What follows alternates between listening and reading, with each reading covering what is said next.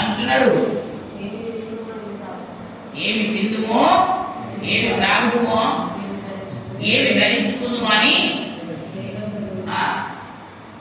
ఏమి ధరించుకుందాం చదవం. ఏమి ధరించుకుందాం అని నీ దేహమును కూర్చేయను, శరీరం కూర్చేయను. చింతింపకూడదు.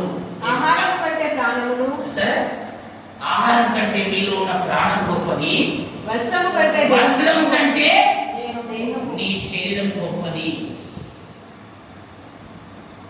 నీకు ఆహారం కావాలంటే దేవుడు ఇస్తాడు, కానీ ఫస్ట్ ప్రాణాన్ని కాపాడుకోవడానికి ప్రయత్నిస్తాడు. ఫస్ట్ ప్రాణాన్ని కాపాడుకోవడానికి ప్రయత్నిస్తాడు.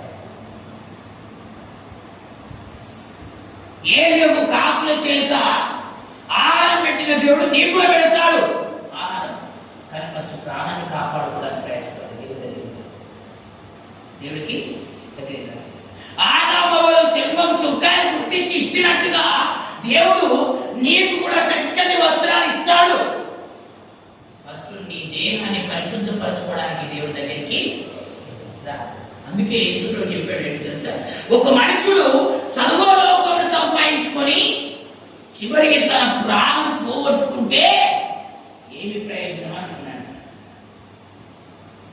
సర్వలోకం, వస్త్రాలు, అన్నం, తిండి, తాగుడు, తిరుగుడు, డబ్బు, ధనం, ప్లాట్లు, భూములు, జాగలు, కుమారులు, కుమార్తెలు, మనవలు, మనవరాలు అందరూ సంపాదించుకొని చివరికి నీ ప్రాణం పోగొట్టుకుంటే నీకేం ప్రయోజనం?